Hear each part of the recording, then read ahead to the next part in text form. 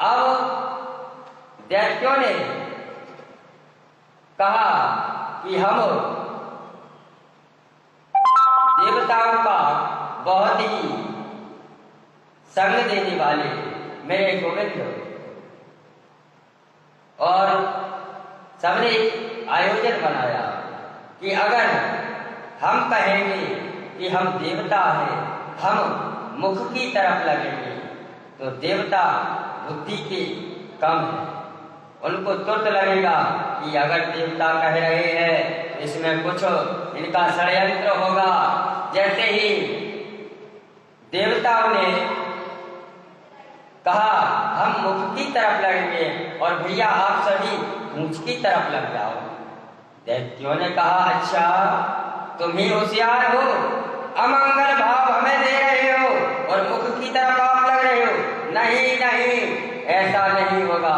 अगर लगना है तो आप मूंछ की तरफ लगो और हम राक्षस हैं, हम मुख की तरफ लगेंगे।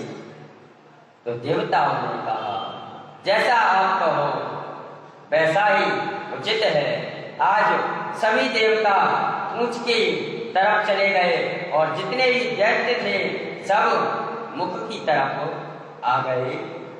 जैसे ही मुख की तरफ आ गए और जब मंथन चालू हुआ तो उस रस्सी पे कितना वजन पड़ता है माँ, जब हम एक तरफ से दूसरी तरफ खींचते हैं। जैसे ही मंथन कर रहे हैं तो मंथन के समय उस सर्प से जितना विष है, जहर है, कहाँ से निकलेगा? मुख से निकलेगा। तो जैसे ही मुख से जहर निकलता है सभी दैत्य काले पड़ गए। जभी से हुए हैं दैत्य काले, पहले सब एक से थे, फिर सब जहर के कारण काले पड़ गए। अब तो इनको सांस लेने में कष्ट हो रहा है, पर क्या करें, देव निर्णय सब दैत्यों का है, इसलिए हम चेंज भी नहीं कर सकते। थोड़ा सा मंथन हुआ और जो पर्वत था वह डूबने लगा। जैसे ही पर्वत डूबने लगा समुद्र में तो सभी दैत्य और राक्षस प्रार्थना करने लगे, हे भगवान, हम इस संसार के सुख के लिए मंथन कर रहे हैं, इसमें जो वस्तुआं हैं वो प्राप्त होंगी, इसलिए हम मंथन कर रहे हैं, पर यह डूब क्यों रहा? तो आकाशवाणी हुई कि सर्वप्रथम भगवान गणेश का आपने पूजन नहीं किया। कोई भी कार्य करते हैं तो सर्वप्रथम विघ्न हरण मंगल करण भगवान गजानन को मनाते हैं। तुमने उनका ध्यान नहीं किया, तुमने स्मरण नहीं।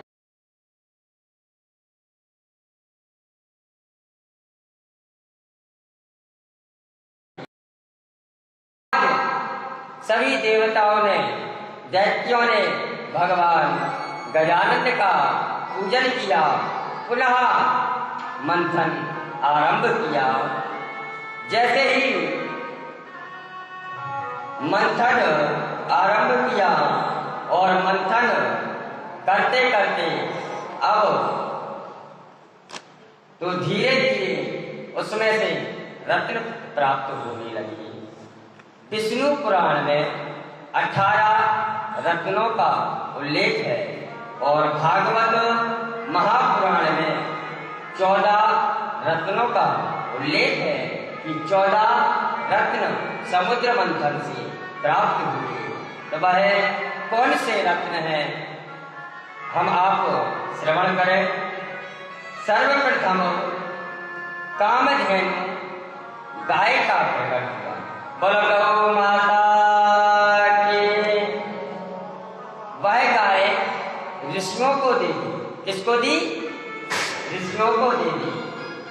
दूसरा, उच्चैःश्रवा नाम का एक घोड़ा प्रकट हुआ। वह किसको दिया? राजा बलि को। किसको?